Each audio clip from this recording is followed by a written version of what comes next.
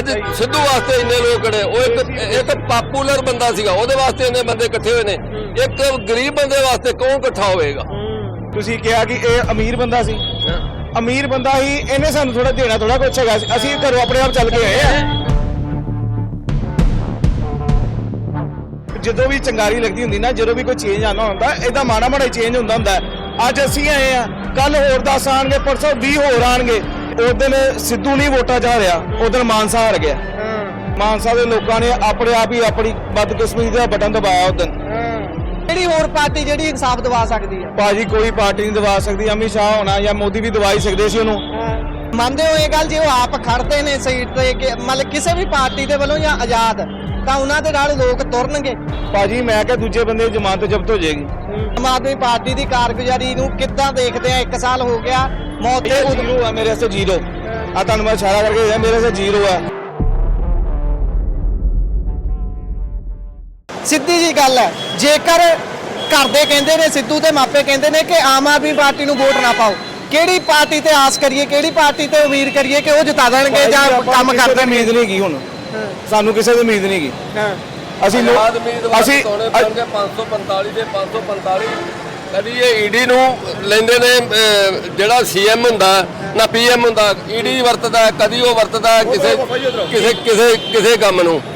545 MP ਜਿਹੜੇ ਆਜ਼ਾਦ ਜਿਤਾਉਣੇ ਪੈਣਗੇ India 'ਚ, ਤੇ ਭਾਰਤ ਆਜ਼ਾਦ ਹੋਏਗਾ। ਨਹੀਂ ਤਾਂ ਭਾਰਤ ਗੁਲਾਮ ਹੈ, ਪਹਿਲਾਂ ਅੰਗਰੇਜ਼ਾਂ ਦੇ ਗੁਲਾਮ ਸੀਗਾ, ਹੁਣ ਦੇਸੀ ਅੰਗਰੇਜ਼ਾਂ ਦੇ ਗੁਲਾਮ ਹੈ। ਨਹੀਂ ਤਾਂ ਇਹ ਜਸਟਿਸ ਕਿਸੇ ਨੂੰ ਨਹੀਂ ਮਿਲੇ। ਅੱਜ ਸਿੱਧੂ ਵਾਸਤੇ ਇੰਨੇ ਲੋਕ ਖੜੇ। ਉਹ ਇੱਕ ਪਾਪੂਲਰ ਬੰਦਾ ਸੀਗਾ, ਉਹਦੇ ਵਾਸਤੇ ਇੰਨੇ ਬੰਦੇ ਇਕੱਠੇ ਹੋਏ ਨੇ। ਇੱਕ ਗਰੀਬ ਬੰਦੇ ਵਾਸਤੇ ਕੌਣ ਇਕੱਠਾ ਹੋਵੇਗਾ? ਨਹੀਂ ਇਕੱਠਾ ਹੋਵੇਗਾ।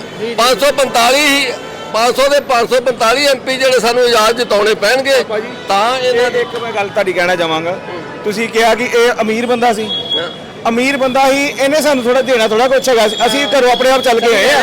ਮੇਰੀ ਗੱਲ ਸੁਣੋ, ਅੱਜ ਅਸੀਂ ਇਹਦੇ ਪਿੱਛੇ ਆਏ ਆ। ਮਨਾਂ ਨਾਲ ਜੁੜਿਆ ਹੋਇਆ ਸੀ, ਇਹ ਗੱਲ ਕਹਿ ਸਕਦੇ ਹੋ ਕਿ ਇਹ ਦਿਲ ਨਾਲ ਜੁੜਿਆ ਹੋਇਆ ਬੰਦਾ। ਮੇਰੀ ਗੱਲ ਸੁਣੋ, ਇਹਦਾ ਜਸਟਿਸ ਮੰਗਦੇ ਨਾ, ਅਸੀਂ ਕੋਈ ਭਿਖਾਰੀ ਥੋੜਾ ਇਹਨਾਂ ਤੋਂ ਮੰਗਦੇ ਆ। ਮੇਰੀ ਗੱਲ ਸੁਣੋ, ਇੱਕ ਮਿੰਟ, ਜਦ ਸਰਕਾਰ ਬਦਲਣੀ ਪਏ, 545 ਬੰਦੇ ਨਹੀਂ ਤੁਸੀਂ ਬਦਲਦੇ, ਆਜ਼ਾਦ ਨਹੀਂ ਲਓਗੇ, ਤੇ ਤੁਹਾਡੇ ਹਾਲਾਤ ਇਹ ਰਹਿਣਗੇ। ਨਹੀਂ ਕਦੀ ਕੋਈ ਮਰ ਦੱਸਣਾ ਸੀ। ਜਦੋਂ ਵੀ ਚੰਗਾਰੀ ਲੱਗਦੀ ਹੁੰਦੀ ਨਾ, ਜਦੋਂ ਵੀ ਕੋਈ ਚੇਂਜ ਆਉਣਾ ਹੁੰਦਾ, ਇਹਦਾ ਮਾੜਾ ਮਾੜਾ ਚੇਂਜ ਹੁੰਦਾ। ਅੱਜ ਅਸੀਂ ਆਏ ਆ, ਕੱਲ ਹੋਰ 10 ਆਣਗੇ, ਪਰਸੋਂ 20 ਹੋਰ ਆਣਗੇ। ਇਹ ਹੌਲੀ ਹੌਲੀ ਚੇਂਜ ਹੋ ਸਕਦਾ। ਉਹਨਾਂ ਦਾ ਕਹਿਣਾ ਕਿ ਬੂੰਦ ਬੂੰਦ ਨਾਲ ਸਮੁੰਦਰ ਭਰਦਾ। ਬਿਲਕੁਲ ਇਹ ਗੱਲ, ਮੇਰੀ ਗੱਲ ਸੁਣੋ, ਇੱਕ ਆਦਮੀ ਹੈ, ਇੱਕ ਹਿੰਮਤ ਕਰਦੇ ਵੇ ਤੁਸੀਂ ਕਰਦੇ, ਕੱਲ ਹੋਰ ਵੀ ਬੋਲਣ ਦੀ ਕੋਈ ਹਿੰਮਤ ਕਰੇਗਾ? ਬਿਲਕੁਲ ਨਹੀਂ, ਮੈਂ ਤਾਂ ਬਿਲਕੁਲ ਬੋਲਦਾ ਇਸ ਹੱਕ 'ਚ, ਹਮੇਸ਼ਾ ਬੋਲਦਾ। ਜੀ ਭਾਈ, ਕੀ ਕਹੋਗੇ ਕਿ ਜੇਕਰ ਸਿੱਧੂ ਦੇ ਮਾਪੇ ਕਹਿੰਦੇ ਨੇ ਕਿ ਸੱਤਾਧਾਰੀ ਆਮ ਆਦਮੀ ਪਾਰਟੀ ਨੂੰ ਨਾ ਵੋਟ ਪਾਓ, ਕਿਹੜੀ ਹੋਰ ਪਾਰਟੀ ਜਿਹੜੀ ਇਨਸਾਫ ਦਿਵਾ ਸਕਦੀ ਹੈ? ਭਾਜੀ ਕੋਈ ਪਾਰਟੀ ਨਹੀਂ ਦਵਾ ਸਕਦੀ। ਅਮਿਤ ਸ਼ਾਹ ਹੋਣਾ ਜਾਂ ਮੋਦੀ ਵੀ ਦਵਾ ਹੀ ਸਕਦੇ ਸੀ ਉਹਨੂੰ, ਇਨਸਾਫ ਦਵਾ ਸਕਦੇ ਸੀ। ਉਹਨਾਂ ਨੇ ਉੱਥੇ ਬੁਲਾ ਲਿਆ ਕਿ ਆਓ ਭਾਈ ਸਾਹਿਬ ਪਹਿਲਾਂ ਸਾਡੀ ਪਾਰਟੀ ਜੁਆਇਨ ਕਰੋ। ਜਿੱਥੇ ਤੱਕ ਸਾਨੂੰ ਸਮਝ ਆਉਂਦੀ ਹੈ, ਜਿੰਨੇ ਕੁ ਸਾਨੂੰ ਨੌਲੇਜ ਹੈ, ਉਹਨੂੰ ਪਹਿਲਾਂ ਬੁਲਾਇਆ ਗਿਆ, ਆਪਣੇ ਦਫ਼ਤਰ ਆਓ, ਬੈਠੋ, ਤੁਸੀਂ ਸਾਡੀ ਪਾਰਟੀ ਜੁਆਇਨ ਕਰੋ, ਅਸੀਂ ਤੁਹਾਡਾ ਕਰਾਵਾਂਗੇ ਮਸਲਾ ਹੱਲ। ਉਹਨੇ ਮਨਾ ਕਰਤਾ ਤੇ ਉੱਧਰ ਵੀ ਠੰਡੇ ਬਸਤੇ 'ਚ ਗੱਲ ਪੈ ਗਈ। ਠੀਕ ਹੈ ਜੀ। ਇੱਕ ਹੋਰ ਗੱਲ ਬਾਈ ਜੀ, ਮਾਪਿਆਂ ਦਾ ਹੌਸਲਾ ਕਿੰਨਾ ਕੁ ਚਿਰ ਕਾਇਮ ਰਹੂਗਾ? ਇੱਕ ਵਾਰੀ ਤਾਂ ਆ ਕੇ ਵਿਚਾਰਾ ਥੱਕ ਹਾਰ ਜਾਂਦਾ ਨਾ ਬੰਦਾ, ਕਿੰਨਾ ਕੁ ਚਿਰ ਯਤਨ ਕਰਦਾ? ਨਹੀਂ ਭਾਜੀ, ਮੇਰੀ ਗੱਲ ਨਹੀਂ ਸਮਝੇ। ਜਿੰਨਾ ਉਹ ਜ਼ੋਰ ਲਾ ਰਹੇ ਆ, ਉਨੀ ਇਹ ਤੇ ਜ਼ੋਰ ਲਾਣਗੇ।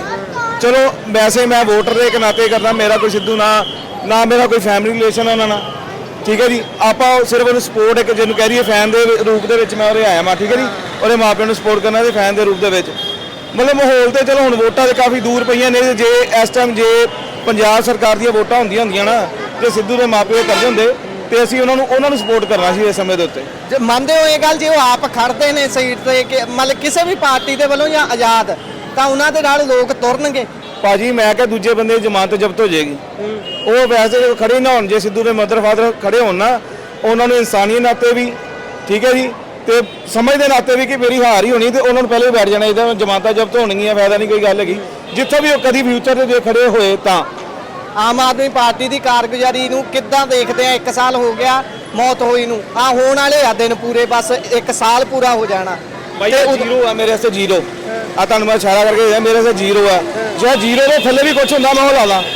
ਪਹਿਲਾਂ ਜ਼ੀਰੋ ਸੀ ਨਾ, ਮਾਈਨਸ ਜ਼ੀਰੋ ਦੇ ਥੱਲੇ ਚੱਲ ਗਿਆ, ਜ਼ੀਰੋ ਦੇ ਵੀ ਥੱਲੇ ਚੱਲ ਗਿਆ। ਮਤਲਬ ਜੋ ਪਹਿਲਾਂ ਜ਼ੀਰੋ ਸੀ ਨਾ ਕਾਂਗਰਸ ਵੇਲੇ, ਇਹ ਜ਼ੀਰੋ ਤੋਂ ਵੀ ਥੋੜਾ ਥੱਲੇ ਲੈ ਗਏ ਇਹਨੂੰ। ਉਹ ਤਾਂ ਕਹਿੰਦੇ ਸਾਡਾ ਕੰਮ ਬੋਲਦਾ। ਕੰਮ ਭਾਈ ਕਾਹਦਾ ਬੋਲਦਾ? ਉਹਨਾਂ ਦਾ ਕੰਮ ਮੰਤਰੀਆਂ ਦਾ ਬੋਲਦਾ ਪਿਆ, ਉਹਨਾਂ ਦਾ ਤੇਜ਼ ਚੱਲਦਾ ਪਿਆ ਕੰਮ।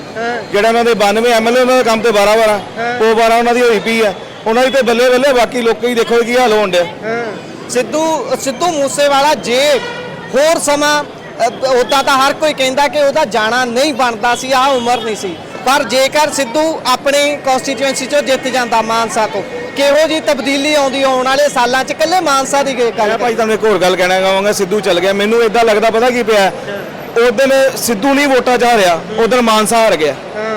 ਜੋ ਮਾਨਸਾ ਦਾ ਵਿਕਾਸ ਹੋਣਾ ਸੀ ਨਾ, ਉਦੋਂ ਸਿੱਧੂ ਨਹੀਂ ਹਾਰਿਆ, ਸਿੱਧੂ ਦੇ ਮਾਨਸਾ ਦੇ ਲੋਕਾਂ ਨੇ ਆਪਣੇ ਆਪ ਹੀ ਆਪਣੀ ਬਦਕਿਸਮਤੀ ਦਾ ਬਟਨ ਦਬਾਇਆ ਉਦੋਂ। ਨਾ ਉਹਨਾਂ ਦਾ ਮੰਤਰੀ ਉਹਨਾਂ ਰਿਹਾ ਜਿਹੜਾ ਫੜਿਆ ਗਿਆ ਰਿਸ਼ਵਤ ਦੇ ਵਿੱਚ, ਤੇ ਨਾ ਸਿੱਧੂ ਰਿਹਾ। ਬਦਕਿਸਮਤੀ ਦਾ ਬਟਨ ਦਬਿਆ ਉਦੋਂ ਮਾਨਸਾ ਦੇ ਲੋਕਾਂ ਨੇ, ਤੇ ਆਪਣੇ ਮਾਨਸਾ ਦਾ ਜੋ ਨਾਮ ਉਹਨਾਂ ਨੇ ਹੋਣਾ ਸੀ, ਸ਼ਾਇਦ ਪਰਮਾਤਮਾ ਨੇ ਉਹਨਾਂ ਨੇ ਆਪ ਹੀ ਉਹਦੀ ਮਿੱਟੀ ਪਲੀਤ ਕਰਤੀ ਹੈ। ਜੋ ਮਾਨਸਾ ਦੇ ਵਿਕਾਸ ਦਾ ਨਾਮ ਹੋਣਾ ਸੀ, ਅਸੀਂ ਕਿਹੜਾ ਜਾਣਦੇ ਸੀ ਭਾਈ ਮੂਸਾ ਪਿੰਡ ਨੂੰ ਗਈ, ਦੁਨੀਆ ਕਿਹੜਾ ਜਾਣਦੀ ਸੀ ਮੂਸਾ ਪਿੰਡ ਨੂੰ। ਜੇ ਸਿੱਧੂ ਨੇ ਚਮਕਾਇਆ ਸੀ, ਤੁਸੀਂ ਉਹਨੂੰ ਤੁਸੀਂ ਇਹ ਉਹਨਾਂ ਦੇ ਨਾਲ ਉਦੋਂ ਉਹਦੀ ਮੌਤ ਦਾ ਬਟਨ ਦਬਾਇਆ, ਉਹਦੀ ਮੌਤ ਦਾ ਬਟਨ ਦਬਾਇਆ। ਸਿੱਧੂ ਦੇ ਮਾਪੇ ਵੀ ਇਹ ਗੱਲ ਠੋਕ ਕੇ ਕਹਿੰਦੇ ਨੇ, ਕਹਿੰਦੇ ਜਦੋਂ ਪ੍ਰਚਾਰ ਹੋ ਰਿਹਾ ਸੀ ਉਸ ਸਮੇਂ ਕੋਈ ਹਮਲਾ ਨਹੀਂ ਹੋਇਆ, ਸਾਨੂੰ ਧਰਵਾਸ ਹੋ ਗਿਆ ਕਿ ਹੁਣ ਠੀਕ ਹੈ, ਜੇਕਰ ਪ੍ਰਚਾਰ ਦੌਰਾਨ ਕੁਝ ਨਹੀਂ ਹੋਇਆ ਤਾਂ ਅਸੀਂ ਖੈਰ ਸੁੱਖ ਮਨਾ ਸਕਦੇ ਹਾਂ। ਪਰ ਆਹ ਦਿਨ ਦਾ ਨਹੀਂ ਸੀ ਪਤਾ ਕਿ ਆਹ ਕਲੈਣਾ ਦਿਨ ਵੀ ਆਉਣਾ। ਕੀ ਕਿਹਾ ਜਾ ਸਕਦਾ ਭਾਈ, ਤੁਹਾਨੂੰ ਪਤਾ ਹੀ ਹੁਣ ਜੋ ਹੋ ਚੁੱਕਾ ਮਾਹੌਲ, ਉਹਨੂੰ ਬਦਲਿਆ ਤਾਂ ਜਾ ਨਹੀਂ ਸਕਦਾ। ਬਾਕੀ ਇਹ ਸਾਰੀ ਕਾਰਗੁਜ਼ਾਰੀ ਆਪ ਸਰਕਾਰ ਤੇ ਪੈਂਦੀ ਹੈ, ਠੀਕ ਹੈ ਜੀ। ਇਹ ਤੋਂ ਆਮ ਪਬਲਿਕ ਵੀ ਸੇਫ ਨਹੀਂ ਗਈ, ਆਪਣਾ ਪੱਲਾ ਝਾੜਦੇ ਪਏ ਕਿ ਅਸੀਂ 2 ਗਨਮੈਨ ਦਿੱਤੇ ਸੀ, ਲੈ ਕੇ ਕਿਉਂ ਨਹੀਂ ਗਿਆ। ਮੈਂ ਪਿਛਲੇ ਚੈਨਲ 'ਚ ਵੀ ਇਹੀ ਗੱਲ ਕਹੀ, ਹੁਣ ਵੀ ਤੁਹਾਨੂੰ ਇਹੀ ਗੱਲ ਕਵਾਂਗਾ। ਮੰਨ ਲਓ ਇੱਕ ਬੰਦਾ ਇੱਥੇ ਬੰਦੂਕ ਲੈ ਕੇ ਆ ਜਾਂਦਾ, ਉਹ ਬੰਦੂਕ ਲੈ ਕੇ ਇੱਥੇ ਤੱਕ ਪਹੁੰਚਿਆ, ਉਹ ਕਿਹਦੀ ਜ਼ਿੰਮੇਵਾਰੀ ਉਹਨੂੰ ਇੱਥੇ ਤੱਕ ਪਹੁੰਚਣ ਤੋਂ ਰੋਕਣਾ? ਇਕੱਲੇ ਗਾਰਡ ਦੀ ਗੱਲ ਤੇ ਨਾ ਝਾੜੋ, ਉਹਨੂੰ ਇੱਥੇ ਤੱਕ ਪਹੁੰਚਣ ਦੀ ਕਿਹਦੀ ਜ਼ਿੰਮੇਵਾਰੀ? ਮੇਰੇ ਕੋਲ ਕਿਹੜਾ ਗਾਰਡ ਆ ਭਾਜੀ, ਮੈਨੂੰ ਕਿਹੜਾ ਗਾਰਡ ਆ, ਇਹਨਾਂ ਕੋਲ ਕਿਹੜਾ ਗਾਰਡ ਲੋਕ ਖੋਤੇ ਪਏ ਆ।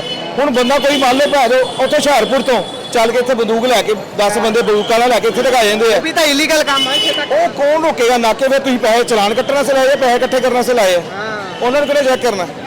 ਉਹ ਇੱਥੇ ਪਹੁੰਚਿਆ, ਮਤਲਬ ਹਥਿਆਰ ਲਾ ਕੇ, ਕਿੱਥੋਂ ਹਥਿਆਰ ਆਏ, ਕਿੱਥੋਂ ਪਹੁੰਚੇ, ਠੀਕ ਹੈ ਨਾ। ਇਹਦਾ ਜਵਾਬ ਹੋਏਗਾ ਰਮਨ ਅਰੋੜਾ ਜੀ ਨੂੰ। ਰਮਨ ਅਰੋੜਾ ਨਾ ਮੰਤਰੀ, ਅਮਨ ਅਰੋੜਾ ਜੀ ਨੂੰ ਮੇਰਾ ਜਵਾਬ ਇਹ ਆ, ਕਹਿੰਦੇ ਅਸੀਂ 2 ਮੰਤਰੀ ਘੋੜੇ ਲੈ ਕੇ ਨਹੀਂ ਗਏ। ਮੈਂ ਕਹਿੰਦਾ ਤੁਸੀਂ ਇਕੱਲੇ ਘੁੰਮ ਕੇ ਦੇਖ ਲਿਓ, ਤੁਹਾਡਾ ਹੁਣ ਇਸ ਟਾਈਮ ਮੁਸ਼ਕਲ ਹੋਇਆ ਪਿਆ। ਇਹ ਤਾਂ ਆਪ ਕਹਿੰਦੇ ਨੇ, ਕਹਿੰਦੇ ਕਿ ਪਹਿਲਾਂ ਕਹਿੰਦੇ ਹੁੰਦੇ ਸੀ, ਕਹਿੰਦੇ ਇਹਦੇ ਨਾਲੋਂ ਮੁਰਗੀ ਫਾਰਮ ਪਾ ਲਓ, ਇੰਨੀ ਸੁਰੱਖਿਆ ਰੱਖਦੇ ਨੇ। ਸਭ ਤੋਂ ਵੱਧ ਅੱਜ ਤੱਕ ਜੇ ਕਿਸੇ ਮੁੱਖ ਮੰਤਰੀ ਨਾਲ ਸੁਰੱਖਿਆ ਰਹਿੰਦੀ ਹੈ ਤਾਂ ਉਹ ਸੀਐਮ ਮਾਨ ਨੇ। ਭਾਜੀ ਮੈਂ ਤੁਹਾਡੀ ਗੱਲ ਨਾਲ ਸਾਰੀ ਸਹਿਮਤ ਹਾਂ। ਮੇਰਾ ਮਨ ਤੇ ਉਸ ਦਿਨ ਤੁਹਾਨੂੰ ਪਤਾ ਜਦੋਂ ਇਹਨਾਂ ਨੇ ਮੰਤਰੀਆਂ ਨੇ ਪਹਿਲਾ ਦਿਨ ਸੀ ਇਹਨਾਂ ਦੇ ਕੈਬਨਿਟ ਮੰਤਰੀਆਂ ਦਾ, ਤੇ ਇਹਨਾਂ ਨੇ 4 ਗੱਡੀਆਂ ਬਾਹਰ ਖੜੀਆਂ ਨਵੀਆਂ ਕਰਤੀਆਂ ਸੀ। ਉਸੇ ਦਿਨ ਐਲੀਗੇਸ਼ਨ ਲੱਗਣੇ ਚਾਲੂ ਹੋ ਗਏ ਸੀ ਕਿ ਇਹ ਨਵੀਆਂ ਗੱਡੀਆਂ ਕੋਲ ਲਿਖੀਆਂ, ਪੁਰਾਣੀਆਂ ਗੱਡੀਆਂ ਚੱਲਦੀਆਂ ਨਹੀਂ ਸੀ, ਨਵੀਆਂ ਗੱਡੀਆਂ ਸ਼ੀਸ਼ੇ ਵਰਗੇ ਚਮਕਾ ਕੇ ਰੱਖਤੀਆਂ ਸੀ। ਤੁਸੀਂ ਵੀ ਦੇਖਿਆ ਸੀ, ਉਦੋਂ ਵੀ ਸਾਨੂੰ ਲੱਗਾ ਸੀ ਯਾਰ ਇਹਦੇ ਕਹਿੰਦੇ ਕੁਝ ਹੋਰ ਸੀ ਤੇ ਕਰਦੇ ਕੁਝ ਹੋਰ ਪਏ ਸੀ। ਉਦੋਂ ਹੀ ਮਤਲਬ ਸਾਨੂੰ ਸਮਝ ਥੋੜੀ ਲੱਗਣੀ ਚਾਲੂ ਹੋ ਗਈ ਸੀ।